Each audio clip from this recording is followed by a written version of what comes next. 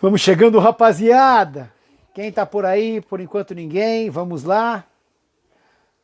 Aqui um pouco. Fala, Lu, meu parceiro. Vamos chamar o Vandré já? De primeira já. Vamos, Vandrezão. A galera vai chegando.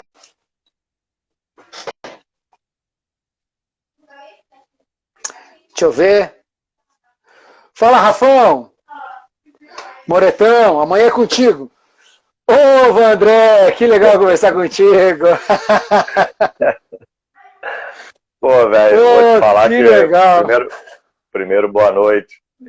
Boa noite. Pô, vou te falar que eu tava tenso, cara. Não pela conversa apenas, mas pela internet. Porque, assim, ó, tu não me conhece, entendeu? Então, de repente, eu fico naquele... Pô, será que o cara tá achando que eu tô fugindo? E não é. Naquele dia foi, acabou outro dia ter um problema, enfim. Mas tomara que os deuses cibernéticos... Vandré, que legal conversar contigo. Eu fico tenso. Boa noite, meu amigo. Boa noite. Legal, aí tenho acompanhado as tuas lives aí, bem de alto nível. Obrigado. É um viés diferente, né? Uma resenha um pouco diferente daquilo que é feito pelos outros... Enfim, pelos outros profissionais do futsal. E eu quero te falar um negócio. Então, é diferente, né? Eu acho que algo que é importante, que talvez a gente comece a dar atenção a isso agora. Sim. E eu quero te falar um negócio. Vamos meter no branco. Hoje eu estava olhando, inclusive eu postei no Bairrista lá, postei que tu ia estar comigo na live. Do Inter lá, né? Eu vi. Lá do Inter. Cara, eu sou colorado e eu vou te falar, eu não te falei antes porque eu queria falar ao vivo. Tu nem sabe como eu fico feliz em tê-lo aqui, cara. Pelo amor de Deus, cara. Pô, eu me lembro, 97, mas vou te falar, eu chorei igual o Inter quando foi campeão mundial em 2006. Quase não aguentava ver o Grêmio ganhando. Tu era muito pequeno naquela época, tu era muito novo, tu nem lembra direito. Lembro, pelo amor de Deus. Tinha camiseta, comprava, pô, tá louco. Muita gente chega em mim falando isso, cara. É muito legal. E tem uns mais novos, né, cara? Crianças que hoje em dia são adultos, filhos de pessoas envolvidas que, como eu estou no Rio Grande do Sul, né? Então muitas pessoas chegam, trabalhando no Rio Grande do Sul, né? Muitas pessoas chegam para comentar sobre essa época, sobre esses títulos, enfim. Muito legal ouvir isso aí, te agradeço aí a homenagem ao vivo, mas foi um momento ímpar na minha vida. Assim. Eu vi que tu comentou e eu até curti hoje lá.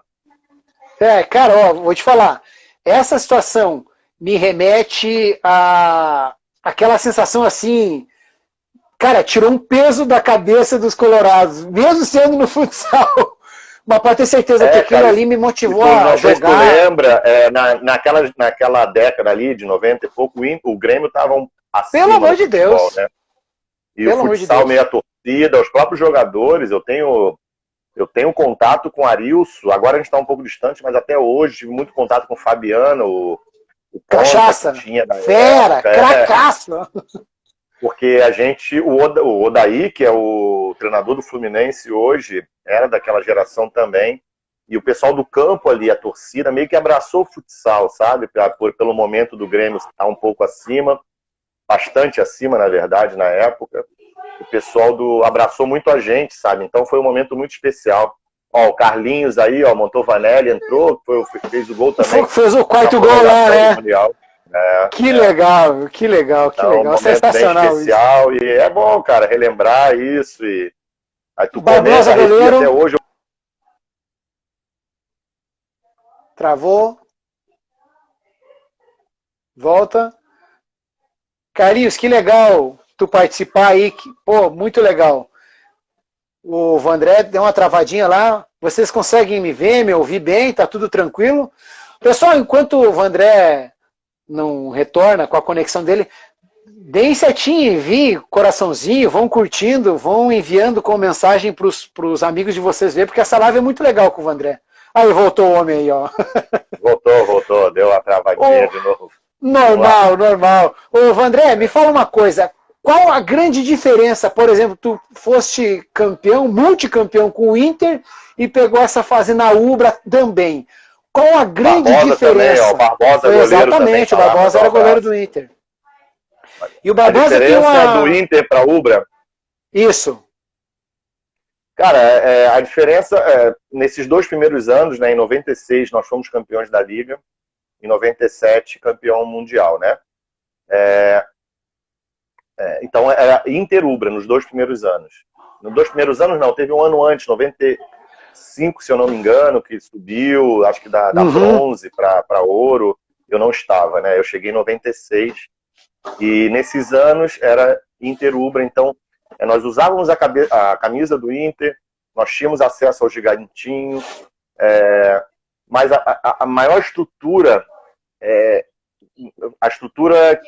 como é que eu vou explicar? De fisioterapia, de moradia, era a maior parte feito pela Ubra, entendeu? O Inter ainda nos dava uma condição de quadra, de acesso, de uniforme, então era meio dividido, sabe?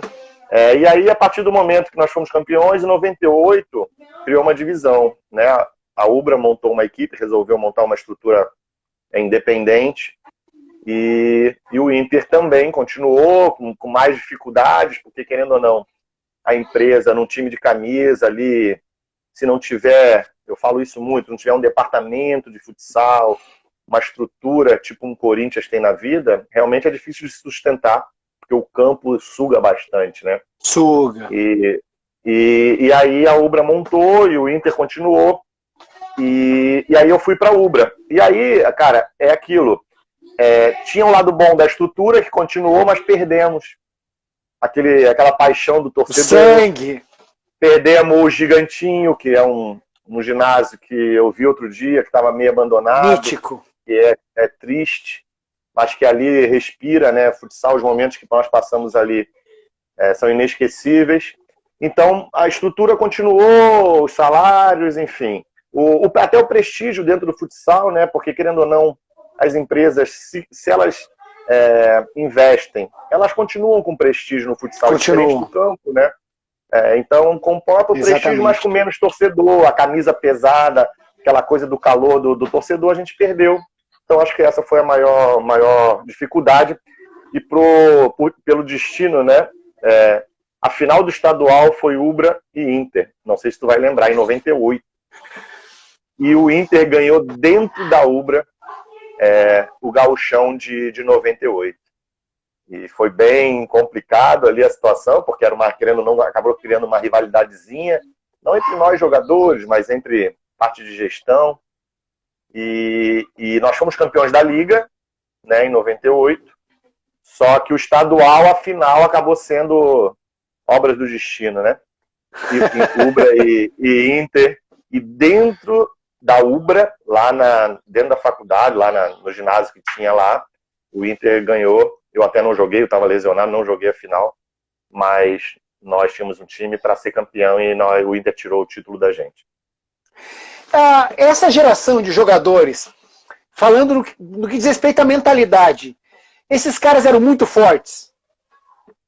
Mentalmente, assim, personalidade.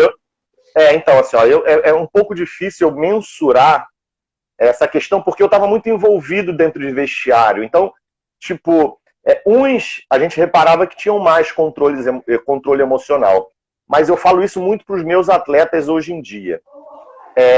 Que os grandes, isso independente da geração, tá? Os grandes, eles conseguem se recuperar dentro do campeonato e dentro do jogo. Pô, que legal isso. Por que eu estou falando isso? Porque a gente passa momentos complicados dentro de um jogo. Os grandes conseguem passar por esse momento e dar a volta por cima. E dentro da competição também. Caramba! Os grandes títulos dos grandes times, duvido que eles passaram a temporada inteira subindo. Então eu falo isso com os atletas. E aí, cara, assim, ó, eu tive um privilégio diferente do que é hoje em dia. Assim, ó, nós sabíamos, isso não era uma prepotência, tá? É porque a gente sabia que a gente ia chegar num playoff, a gente sabia que ia chegar num mata-mata. Então a gente levava a competição para ajustes, diferente de hoje. Hoje a coisa é muito mais nivelada, assim. Não que antes não era nivelado. Mas hoje em dia a gente tem que estar provando a todo dia, né? Nós sabíamos que com a equipe que eu jogava, eu estou dizendo pelo Inter e pela Ubra, tá? Eu não estou falando pelas equipes, de repente, que estavam abaixo. Nós sabíamos que nós íamos chegar num playoff para disputar. Nós sabíamos. Então, assim, ó, tinha jogadores que isso foi um privilégio que eu tive. Eu falo um pouco isso, Éder, e não é falsa humildade, sabe? Eu era um segundo escalão, porque, assim, ó, era um nível, cara. Pô, que legal! Eu tinha Manuel Tobias, eu tinha Ortiz. Pelo amor de Deus. Eu não posso me comparar a eles. Eu ajudei eles também, mas eu era um segundo escalão. E eu sabia que eles, aos poucos, iam resolver. Numa hora ou outra, eles iam resolver. Então, assim, nós tínhamos muito isso. Eu vi isso até uns 10 anos atrás, eu via, sabe? Algumas equipes ganhando jogos ao natural, sabe? E aí, na hora decisiva, que os grandes apareciam. E passava por isso que eu te falei, sabe? Só que hoje em dia, a coisa tem que ser mais rápida. Porque, às vezes, se tu passa por um momento ruim, tu pode ficar fora de um playoff, sabe? Tu pode perder um jogo importante. Enfim, então, era uma outra geração. Momento, então, né? Eu vejo a diferença um pouco essa. Não sei se deu para entender o meu raciocínio. Não, deu sim. Não dá para comparar, concordo contigo. Muito legal. Eu vou voltar um pouquinho, porque o Peri diz que tu é um craque, e Colorado também. Peri, que é treinador do Minas, é um cara sensacional também. Eu quero conversar com ele para fazer uma entrevista com ele. Não conheço ele pessoalmente também, só conversei algumas vezes assim, através das redes sociais, mas ele é um cara muito conhecedor, e ele disse que uma semana depois do título do Inter, ele começou a trabalhar lá. Então ele teve a honra de ser colorado e trabalhar lá. Que legal, Peri um vencedor. E de pegar, né, cara, né, ali o trabalho que era feito pelo adulto, né, ele estava ali na base. Isso é importante também para o crescimento. Enfim, eu acho que foi de grande valia para ele, né, como experiência também, ver a equipe adulta ali do nível que era. O Barbosa tá falando aqui que vocês perderam em 98 para o Inter, gol do Acidésio. Pô, eu me lembro, o Paulo Brito narrava e ainda dizia Acidésio. Acidésio, é verdade. Então, nessa época, eu não vejo, eu não acho problema nenhum tu falar das tuas qualidades, dos seus méritos, inclusive se colocar nessa condição até de segundo escalão, diante do escalão que era o primeiro que tu considera. Não, mas... Qualquer um considera, né? O nível era muito alto, né? O nível era muito alto, né? Cara, eu falo, nosso time ali, Manuel Tobias, Serginho goleiro, Vaguinho, Júlio César, Ortiz. Pô, eu vou esquecer aqui, cara. Então, esses caras estavam muito acima da média, sabe? O próprio Bela. Enfim, então, verdade. Eles estavam muito acima da média e eu ajudava. E aí a gente ia se ajudando. E aí, no momento decisivo, pro treinador era complicado, porque todo mundo crescia, sabe? Independente se ia bem ou mal, estava todo mundo ali aí ligado, e é o que os grandes fazem, né? No momento decisivo, os caras crescem demais. E tu acredita que esses caras crescendo, o quanto de contribuição esses caras do alto escalão, do primeiro nível, conseguem arrastar esses do segundo escalão? Porque ambos são importantes. Mas aí é que tá. Outro dia eu vi uma entrevista, uma live acho que foi do Rafael Rato.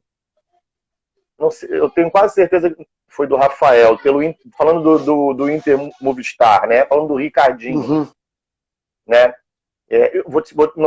Não, mentira, não foi o Rato, foi o Daniel Japonês.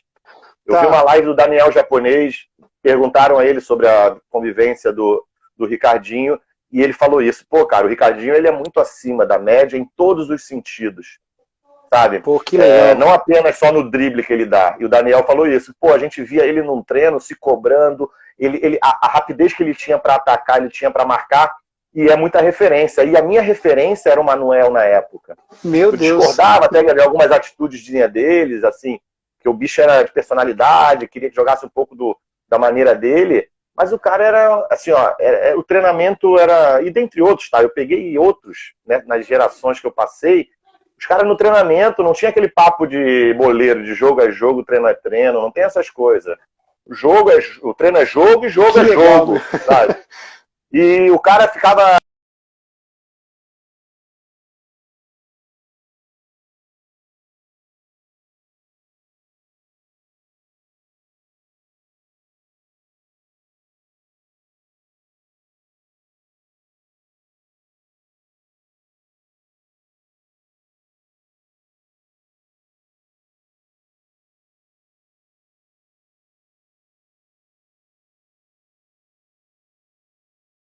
Ei, Marquinhos, doença. Aí, voltou, André. Voltou. Mas tu ouviu? Chegou a ouvir o que eu falei? Não, né? Só ouvi na primeira parte.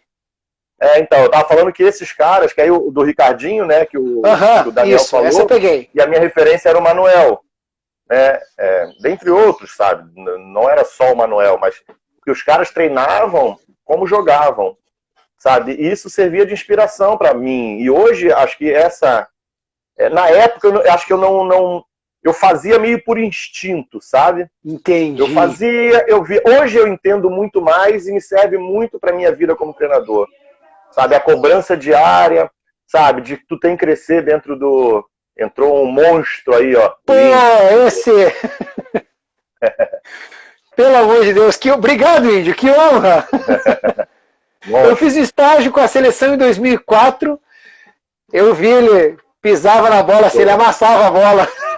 Eu vi ele fazendo, o que eu já vi ele me ajudando, é um absurdo. Enfim, então é isso, sabe? Os caras me ajudavam muito, eles iam puxando. Os de trás, eles iam puxando, porque, pô, se eu tô acima da média e treino e me dedico e levo todo o jogo como um jogo decisivo, que é isso que é o meu discurso hoje, não importa a competição ou o jogo amistoso, tem que jogar no nível... A milhão. Ter o melhor nível. Porque isso serve para a sequência da tua vida. Tá, agora, hoje em dia, tu consegue perceber que os jogadores têm essa preocupação também, os de mais alto nível? De quê? De trazer... É que, na verdade, assim, eles fazem por eles, né? Eu acho assim, ó, eles fazem muito por ele, a grande maioria. Né? A grande maioria faz por eles. E quem quiser acompanhar, acompanha, entendeu? Eu falo também isso muito com meus atletas. Eu trabalhei com atletas experientes.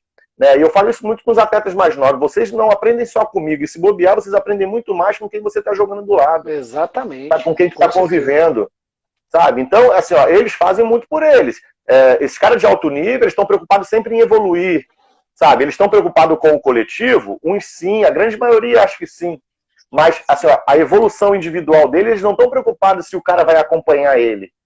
Ele está preocupado em ele evoluir. Porque tem consciência, né?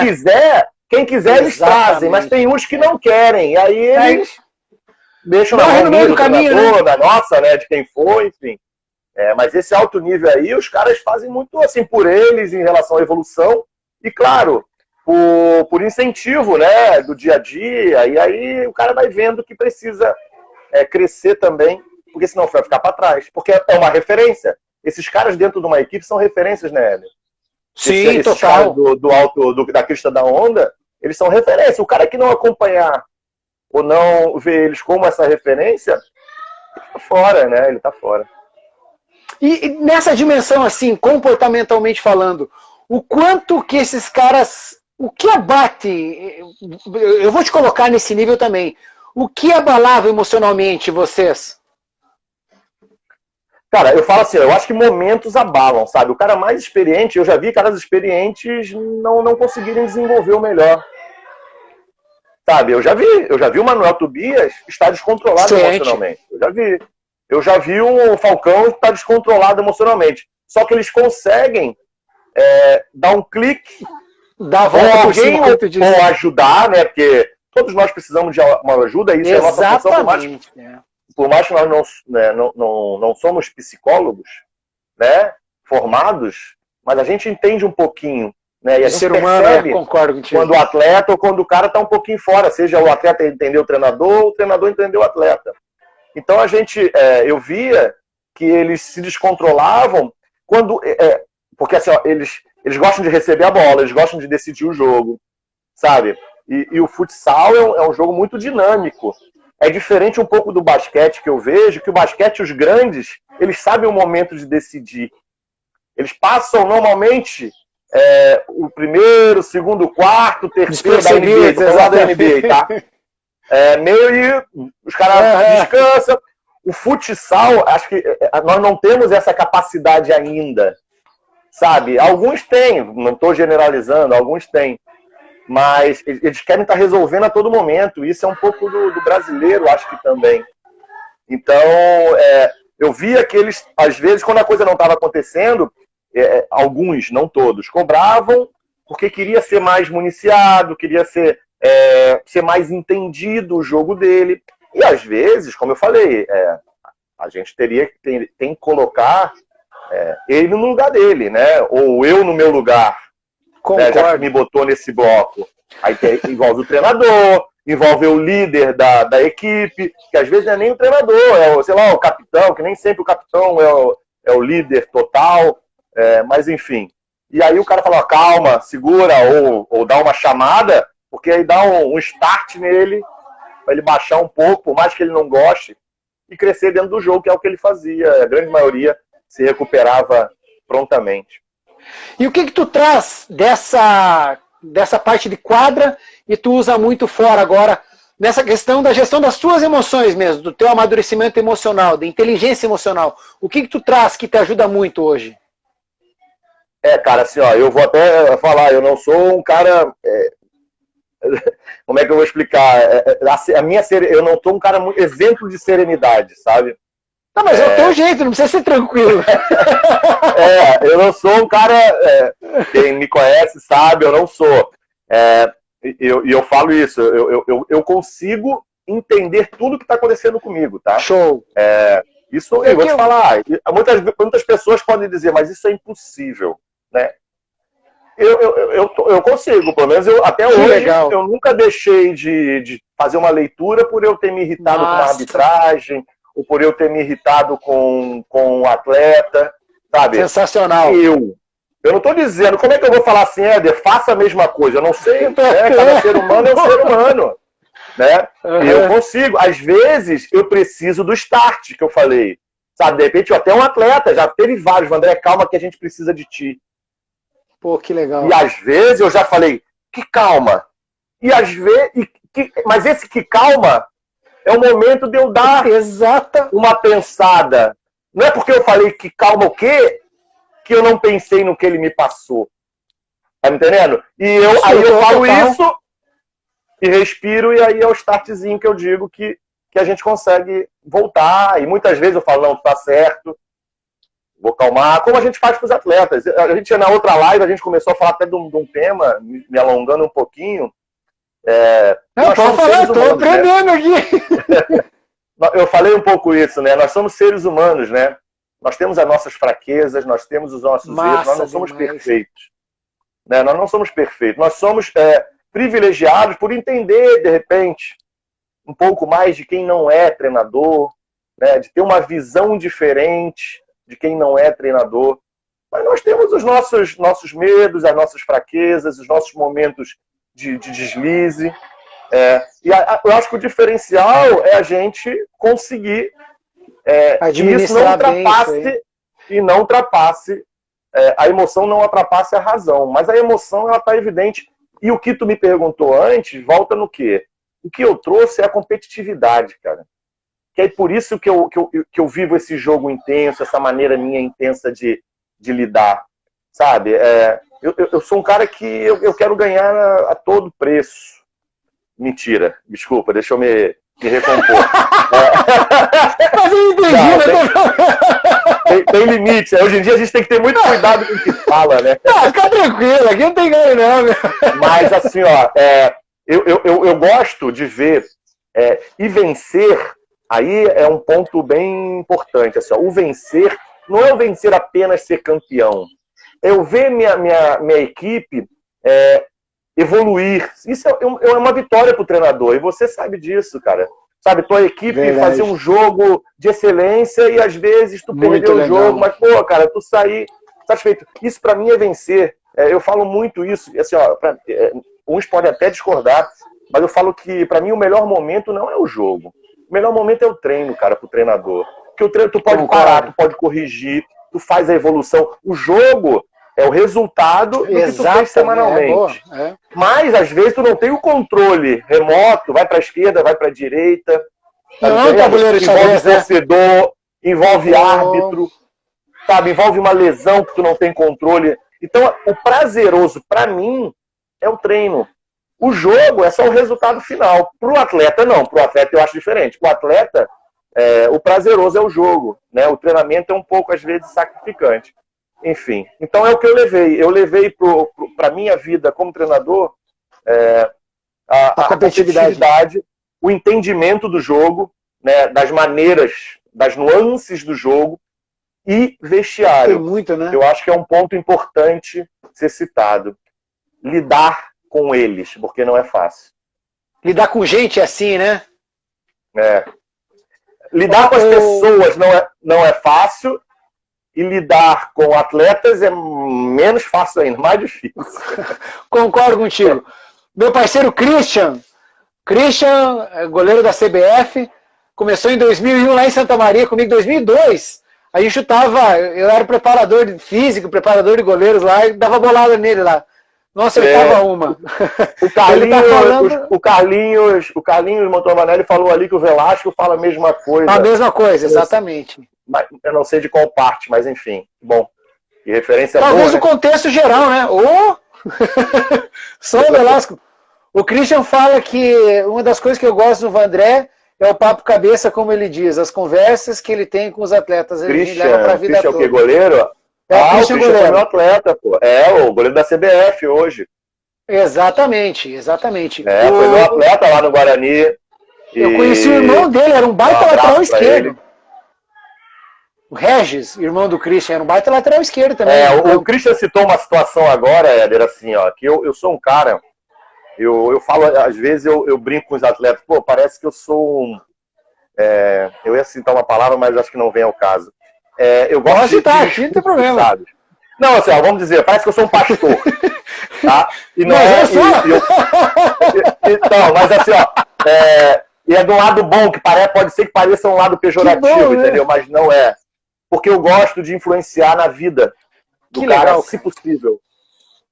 Tá me entendendo? E o Christian tá falando um pouco isso, sabe? Eu tenho uma história de vida, Éder, que eu não vou contar agora, mas é muito sacrificante, sabe? Eu tive perdas de familiares, e eu sou um cara muito alegre. Quem me conhece sabe, assim, ó, às vezes eu sou duro, rude, mas eu tento ser o mais correto possível, mas eu sou um cara alegre, cara. Eu tento levar o dia, sabe, leve. E quem me conhece mesmo fora da quadra, muito mais. Eu sou muito descontraído. Quem me acompanha nas redes sociais aí, pode ver, às vezes, né? Eu até evito de botar, porque eu falo, pô, de vez em quando eu tenho que me controlar, minha família pede. Porque é uma proteção que eu tenho. Ontem eu conversei com o Juninho sobre isso. É uma proteção que eu tenho pelos sofrimentos de viver só. Eu vivo há 5 anos lá em Espumoso, a minha família não tá junto, cara. Pô, sabe? Há 4 anos, né? A quinta temporada. E eu vivi isso a vida inteira, rodando de um lado para outro. Eu tenho um filho de um primeiro casamento, eu tenho minha família no Rio de Janeiro, que eu sou do Rio de Janeiro. Eu perdi minha mãe, irmã, sobrinho, sabe? Pô, então é uma proteção que eu tenho, cara, assim, ó. Então eu levo, e aí eu gosto de passar a experiência, entendeu, Éder? Eu não gosto de me fazer de coitado, mas eu gosto de passar, porque assim, ó, todo mundo acha, porque tô dando um exemplo, tu se machucou, é o fim da vida, sabe? Pô, tu perdeu, tô dando exemplo, tomei uma volta de R$200, tô dando exemplo aqui, viajando, mas que é o fim da vida. E às vezes não é o meu problema maior. E todos têm problemas, a única coisa que nós temos que fazer é saber lidar. Saber lidar. Que legal. Então, e aí eu converso isso muito, e às vezes eu sou até um pouco chato, sabe? Porque sabe quando tu percebe que no dia a dia a coisa tá desandando? Aí eu vou lá, dou uma cutucada num que eu tô sentindo que tá saindo pra lá. Se vai valer sempre, Éder, e aí é que tá.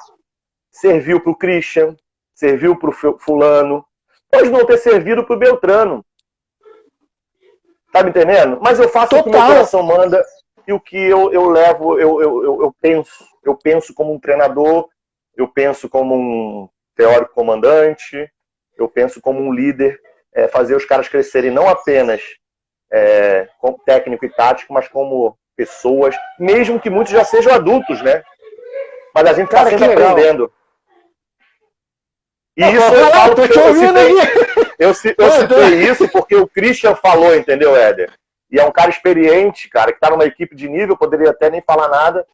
E ele sabe que eu estou falando isso, as pessoas que trabalham comigo sabem como eu sou. E eu sou duro, tá? Às vezes, o Christian já presenciou eu enlouquecido dentro de vestiário. Porque eu acho assim, ó, eu falo uma outra coisa. Tem umas frases prontas né, por aí que o líder não grita. O líder grita sim, meu. Grita! Grita sim. Sabe? Só que assim, ó, se ele for muito verdadeiro, o grito dele vai só soar como uma voz positivo. alta. Ele não vai soar com as palavras duras. Ele vai soar como uma voz alta. Sabe? Agora, se o líder for um cara que não tem um prestígio dentro do grupo, tu pode até falar baixo, que vai ser ruim igual. Tu pode até ser gentil, que tu vai ser ruim igual. Entendeu? Não vai ser verdadeiro. E eu acho que o líder tem que ser muito verdadeiro, cara. Seja pra gritar ou pra falar baixo. Pô, continuar falando, eu tô ouvindo aqui, tô aprendendo aqui. eu vou me empolgando. Tá bom, falar, velho, assim, sensacional, concordo, assina embaixo. Não, mas assim, ó, eu só acho, Éder, que isso não é uma receita, né, cara? A gente tem que deixar muito claro. Não existe a fórmula pronta, né? Não é receita. Porque assim, ó, de repente, o que eu faço ali no Guarani, eu sou a mesma pessoa, eu tive em outro clube que não, de repente não pode dar certo. Concordo.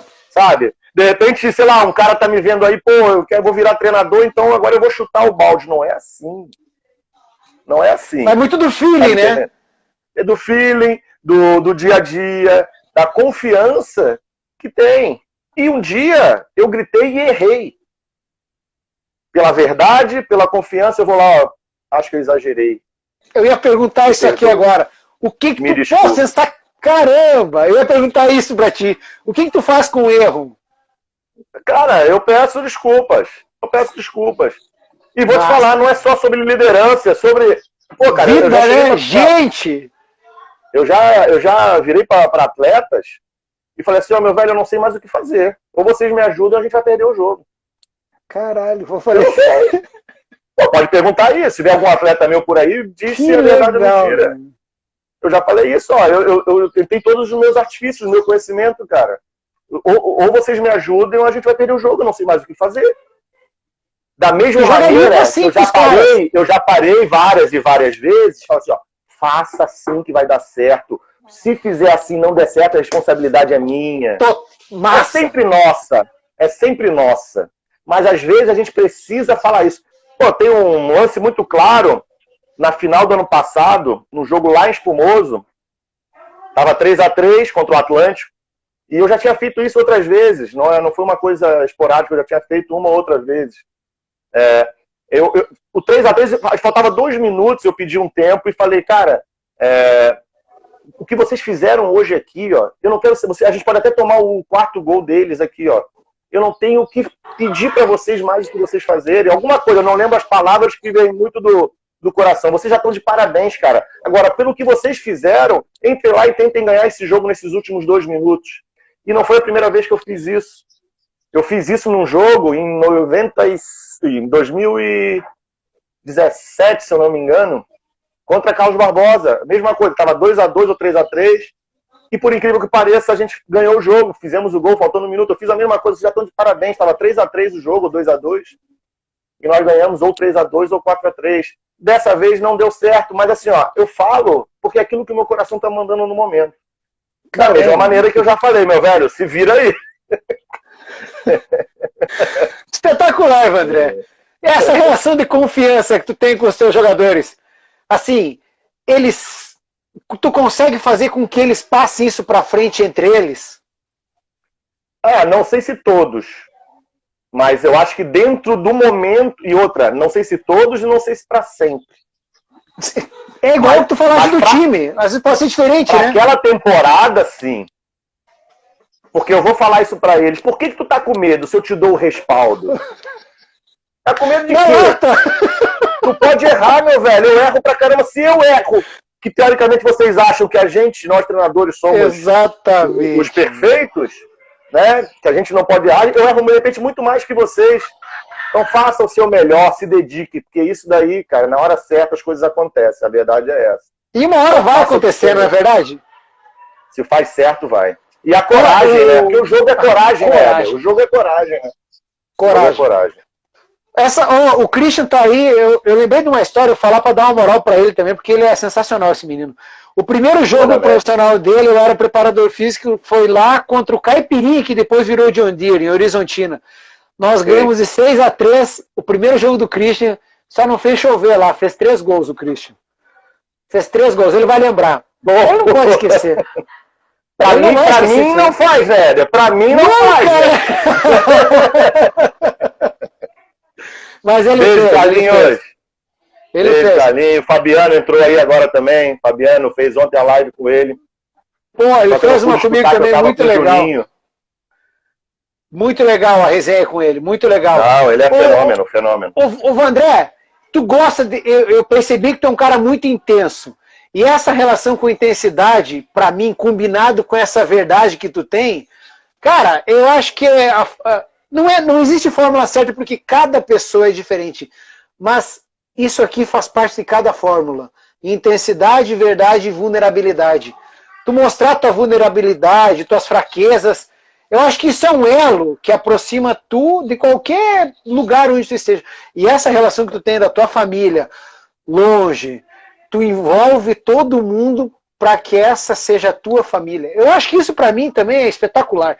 Eu acho que o que tu diz que é uma válvula de escape, para mim, é muito mais do que isso. Tu vive isso como se fosse tua família mesmo. Não, e é isso que eu levo. Ele pode perguntar a eles, cara, isso aqui é minha vida. Se eu não vou viver do futsal, eu não sei o que eu farei. Eu não sei se eu sei fazer outra coisa. Sabe? E as pessoas que estão do meu lado não precisam pensar do mesmo jeito. Mas agir, eles têm que agir do mesmo jeito. Eles têm que agir como se fosse o pão de cada dia deles. Porque para nem todos né? Eu lido com jogadores que, de repente, têm uma condição financeira, porque são da cidade, são jogadores, enfim.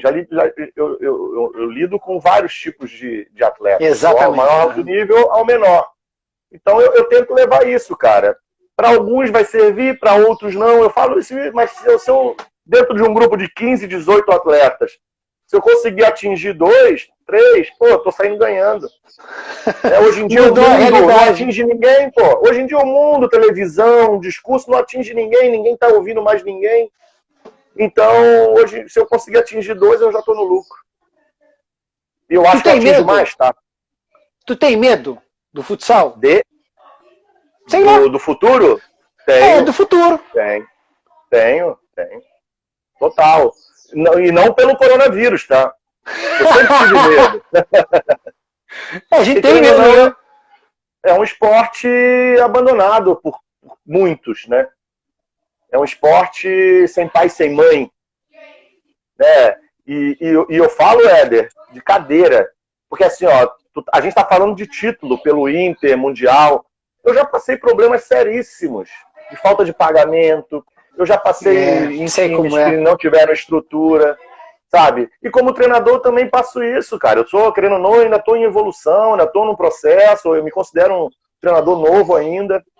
E tu vê cada dia que é uma indefinição muito grande, sabe, na nossa profissão. E não foi, o que eu tô falando, não é pelo coronavírus, não. Agora só veio piorar. Mas quantos profissionais antes do coronavírus estavam desempregados de altíssimo nível como treinador? Atletas que, de alto nível, que aí tem que submeter a ganhar, sabe, diminuir os salários exorbitalmente, né? Enfim.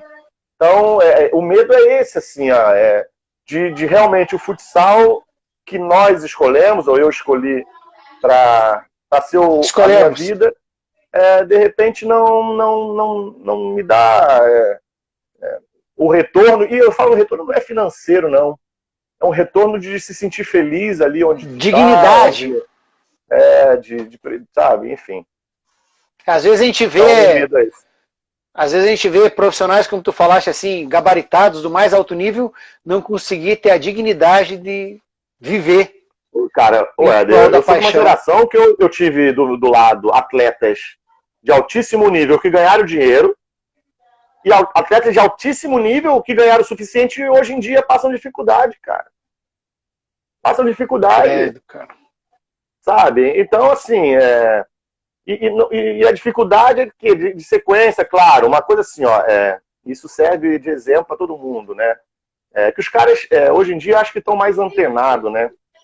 Eu demorei muito também, a formação, estudar, né, meu velho? Porque o futsal, acho que esse medo tem que transformar o atleta, ou seja quem for que estiver vivendo de futsal, saber desse perigo futuro. Então, tentar achar um outro meio, sabe, de vida, para que ele esteja amparado para se der algum problema, como vira e mexe dá aí na nossa vida. Tu acha que isso deve ser uma preocupação nossa, como gestores? Sim. Alertar sim. os atletas quanto a essa realidade? Pô, cara, eu vou falar uma coisa aqui até complicada. Pode falar, assim, tá massa demais isso aqui. Não, mas é porque acaba envolvendo, né, pessoas assim, e eu não quero generalizar, mas assim, ó, eu tive muitos treinadores, muitos excelentes treinadores, tá? Mas eram treinadores, como eram umas equipes de um nível alto, a preocupação era exclusivo, era ali dentro. Jogo. Eu não quero ser muito claro, porque é complicado. E eu quero acrescentar isso na minha carreira, sabe? Eu quero ser um treinador, sim, de ponta, mas eu quero também, ou se possível, se eu não for de ponta, eu vou ter o outro lado de acrescentar. E eu precisei, uma época da minha vida como atleta, ter alguém que me desse umas puxadas, sabe? Sabe? Dessa coisa que eu falei, da verdade, de mostrar, ó, que eu dei umas vaciladas no meio do caminho.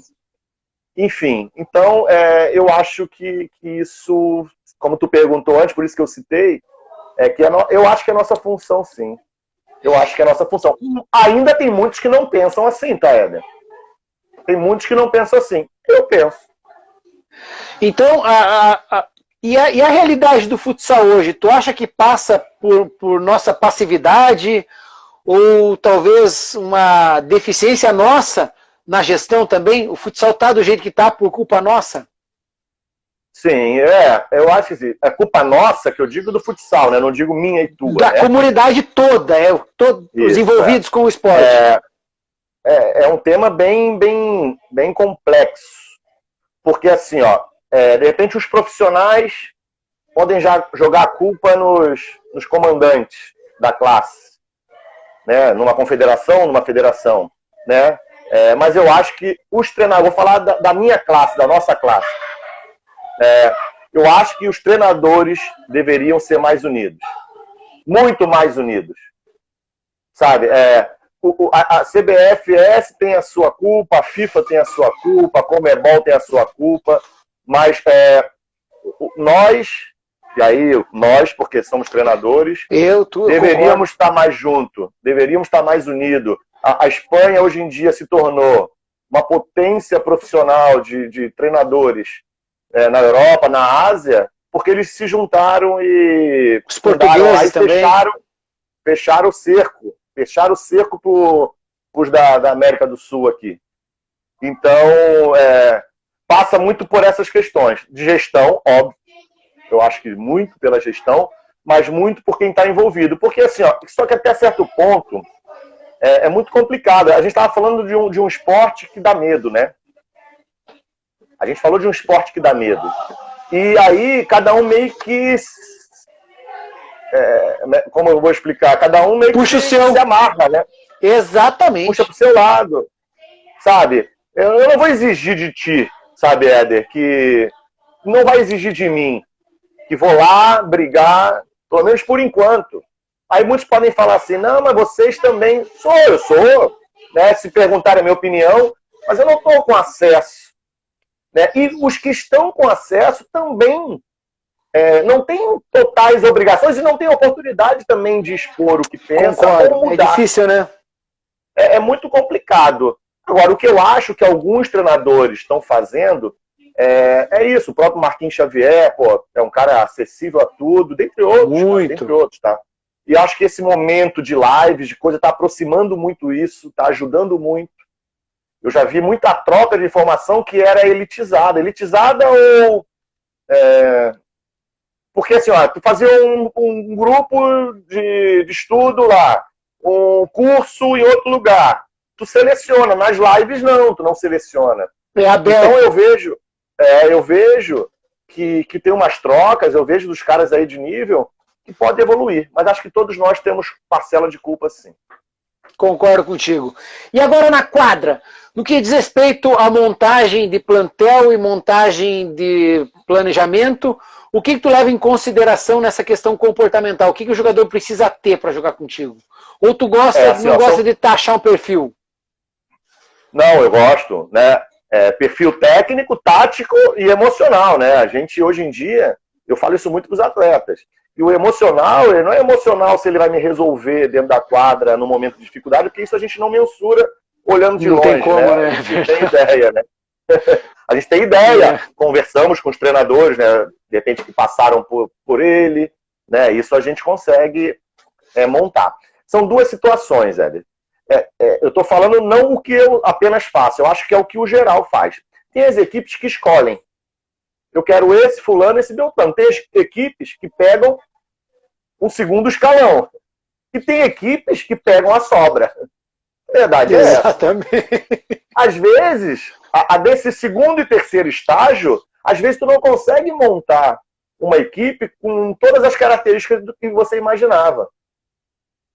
Ano passado aconteceu muito isso. Eu sempre gostei de jogar em pivô de referência e ter a possibilidade de jogar sem o pivô de referência. O ano passado, nós buscamos até o último minuto pivô de referência. Pela questão financeira, nós não conseguimos. Eu joguei o ano inteiro sem pivô de referência, de 4 linhas, quem acompanhou sabe. Mas não foi porque eu tive que achar uma maneira. Mas na contratação não era o que era o que planejado. Tá me entendendo? Então são várias situações. Se eu estou numa equipe que tem condições financeiras, que todo mundo vislumbra estar na equipe, eu tenho muito mais facilidade de tomar essas decisões. Exatamente. De fazer um plantel, teoricamente, da maneira que eu quero, que de repente nem sempre, né? Estou dando exemplo, vamos falar aqui de um Carlos Barbosa. É uma equipe, né? Será que o Carlos Barbosa consegue contratar todos que ele quer? Não, porque de repente tem um Corinthians que investe muito mais. Tem o Joinville, tem a Europa, né? Tem o país fora. Tá me entendendo? Então, só que é um pouco mais fácil. É um pouco mais fácil do que o segundo e o terceiro escalão. Então, o que te fala... Desculpa. Não, vai. Deixa eu complementar. Em relação ao que tu me perguntou, né? Eu vejo característica técnica. Eu faço assim, ó. Hoje em dia eu gosto muito de jogadores que fazem 2 posições, 3. Porque como eu trabalho numa equipe de menor investimento, meu plantel é curto. Então eu não posso ter tipo 3 quartetos fixos, porque eu não tenho essa capacidade de orçamentária de montagem de equipe. Então, tudo, por isso que eu falei antes, na questão de tudo varia um pouco de onde você está, né, para montagem. Né? Nesse momento, eu tento fazer isso. Eu tento unir, que é o que eu penso como jogo. Ter pivôs de movimento e um pivô ou 2 de referência. Né? Ter um ala de drible e um ala passador. Vou dar um exemplo aqui, tá? Um marcador, um back, um outro, eu gosto de um back que ande mais. Que ande um pouco mais. Gostei.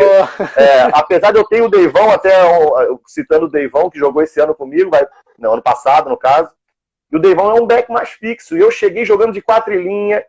E eu falei pro Deivão, eu acho que vai ser o melhor do campeonato, pô. Ele foi o melhor back do campeonato. Mas ele é bom jogador. Ele foi o melhor fixo.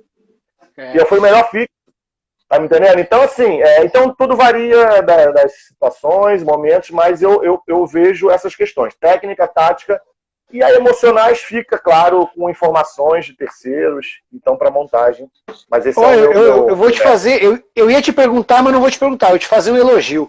Eu tenho certeza que essa dinâmica que tu tens e essa vertente de imaginar o jogador em várias posições, eu tenho certeza que tu agrega valor aos jogadores, à carreira deles, às posições deles, ao rendimento técnico, tático, enfim, o rendimento pessoal de cada um, tu agrega muito valor. E eu falei pro Ricardinho, é uma coisa que eu sempre vi e acredito, todo back faz uma de pivôzinho também, né? Um pivôzinho mentiroso ele faz, né? Porque são mais fortezinhos, né? Exatamente. Teve um momento ano passado que eu botava o Deivão lá pra frente. E ia, não ia? Meu velho, me ajuda, se vira, porque tem um momento que precisa, né? Precisa. Só que o ano passado eu tinha um movimento, até ontem eu estava conversando com o Juninho sobre isso, porque às vezes Juninho, o quatro fera, linha, tá aí assistindo. O 4 linha, às vezes, ele é apenas para mudar um pouquinho a leitura da defesa adversária, né? Nem sempre o 4 linha, porque normalmente o que as pessoas têm do 4 linha? De um movimento de escape, de tabela, né? De fugida, defesa para nossa quadra. Pra perto, para um contra enfim, um. E para aparentar. Isso, ficar em linha, enfim. E eu muitas vezes quebrava linhas com quase um pivô de referência, só saindo do movimento de 4 linha, entendeu? E ele, que estava lá perto, via muito isso. Só que tinha momentos, por exemplo, em reta final de jogo, é muito difícil de tu controlar a parte tática. Tu tá perdendo um jogo, sabe? E ele vai voltar pra dele, né? Muito organizado. Tu precisa, entre aspas, dar uma esculhambada no jogo, sabe? E para isso tu precisa um cara mais forte lá para botar a bola de qualquer maneira. Isso a gente vê, sabe? Todas as equipes têm uma estrutura tática, tem movimentos coordenados, mas tem uma hora que tu vê, cara, principalmente no momento decisivo, e se tu estiver perdendo o jogo, principalmente, porque quando tu tá ganhando o jogo, o que tu faz? Tu tem pouca possibilidade de ataque, tu vai marcar, aí tu fica mais equilibrado. Agora, quando tu tá perdendo o jogo, normalmente... É obrigado a se expor. Tu jogar os 40 minutos de marcação, de passe, de jogo, de movimentos coordenados, tu não consegue, cara. Até porque o emocional tá envolvido e às vezes tu precisa, como eu falei, entre aspas, avacalhar, porém botar uma bola no pivô, se vira, meu velho, bota a bola lá e vamos tentar parar a bola, empurrar a defesa para trás e jogar lá na quadra adversária. E o que foi teu diferencial para te chegar com o Índio na final ano passado? E quase deu, né? Cara, assim, foi um momento bem especial de crescimento profissional, eu acho, principalmente. Além do resultado, porque as pessoas veem o resultado, né? E eu vejo o resultado, óbvio, mas eu vejo a coisa muito maior, assim, ó. Primeiro, nós montamos a equipe, aquilo que eu comentei contigo, não era o plantel em termos, não dos jogadores, mas em termos de características que eu imaginava 100%, né? E quando chegou, eu tive que me reinventar, cara. Porque, vou te ser bem sincero, eu não tinha muito conhecimento, eu tinha conhecimento de olhar, mas eu nunca tinha jogado totalmente de 4 em linha para convencer os atletas que aquilo seria a melhor solução. Só que tu tem que mostrar confiança e tu ter argumentos, porque hoje em dia os atletas eles têm todos os conhecimentos. Fundamental, exatamente. E aí o dia a dia vai te dando. E eu fui. E, cara, a química bateu, os atletas entenderam, né? Eu consegui me reinventar, como eu falei, como profissional, como treinador. Hoje em dia eu tenho uma gama muito maior de visão de jogo, não só de ataque, tá? Pelo 4 em linha, mas de defesa. Eu mudei para a defesa meio Y, que eu nunca tinha marcado. Porque assim, o que aconteceu, Éder? Eu tinha um time de poucos atletas, tinha uma galera muito nova. Pô, eu fui campeão da Copa dos Pampas, cara, com praticamente 6 jogadores. Cara, de repente 7 com goleiro, tá? Na final contra a Uruguaiana, lá em Uruguaiana, o Marquinhos no meio do jogo se machucou. Eu joguei com o segundo tempo praticamente todo com uma ou 2 trocas, cara. O Vini que entrou, que era tipo uma segunda troca, 20 anos o menino. Então, assim, parece que a coisa meio que encaixou. Só que eu me reinventei, cara. E defensivamente, o que eu apostei? Eu queria ter uma ideia de como marcar. Eu chamo de linha de 2, tá? Eu não chamo de Y, porque não é um Y fixo. Entendi. Tá? É um Y sempre na primeira, no máximo na segunda bola, depois ela se torna individual. Mas eu queria testar, porque eu já tinha feito uma defesa na Série Prata com o Guarani, que numa quadra menor eu ganhei praticamente a Série Prata com esse tipo de defesa, com uma dobra na primeira linha. Era quase um Y, mas não era um Y. Eu montava com 3, só que o pivô dobrava. Y no momento inicial. Não, na Série Prata não. Na Série Prata eu montava com 3, tá? Na Série Prata eu montava com 3. Ano passado que eu montava com 2 e fazia o Y. Entendi, mas na Série Prata eu montava com 3, eu vou dar aqui uma explicação. Aí o da ala ele não abordava. Quem abordava era o pivô e ia atrás da bola. E o ala oposto pegava para dentro e o back flutuava. Entendi. E, cara, foi uma surpresa no Rio Grande do Sul, na Série Prata, porque ninguém marcava assim. E nós, surpreendemos bastante. Eu tinha muito isso na cabeça, até pelas dimensões da nossa quadra. E aí, como eu tinha um plantel curto e pela característica do meu time era mais defensiva do que ofensiva, eu falei, vou apostar em defesa. Só que o Guarani, ele tem um DNA. O Guarani, ele tem um DNA. As equipes têm um DNA. Eu não queria marcar embaixo, porque eu sabia que iria ter uma cobrança em cima, não de mim só, mas dos atletas. E eu comecei, nas férias, a pensar o que eu poderia fazer. E o que eu falei? A gente vai ter uma falsa marcação alta, porém, o meu melhor momento foi a marcação baixa. Quando descia. Tá entendendo? Foi um estalo, sabe, que eu tive. Cara, eu vou dizer que foi sorte. Foi um estalo, a gente arrisca, né? Lá eu tenho essa possibilidade, eu falo muito isso, de fazer alguns testes, por ter uma credibilidade lá com o pessoal. Daí eu apostei numa situação que encaixou, cara. E aí, ou a gente roubava na primeira linha, porque a marcação Y ela força. Muitas vezes eu fiz gol marcando lá na linha alta, na verdade, nem na primeira linha. Na linha alta lá, que beneficiou muito a nossa defesa. Ou a gente roubava, e aí eu tinha o Deivão, que roubava muita bola. Eu tinha o Marquinho, que era um pivô, que até no início as pessoas cobravam muito dele, porque ele não era um matador, porque né, o pessoal... mas foi um cara importantíssimo, depois todo mundo reconheceu, um cara que me ajudava muito em parte tática.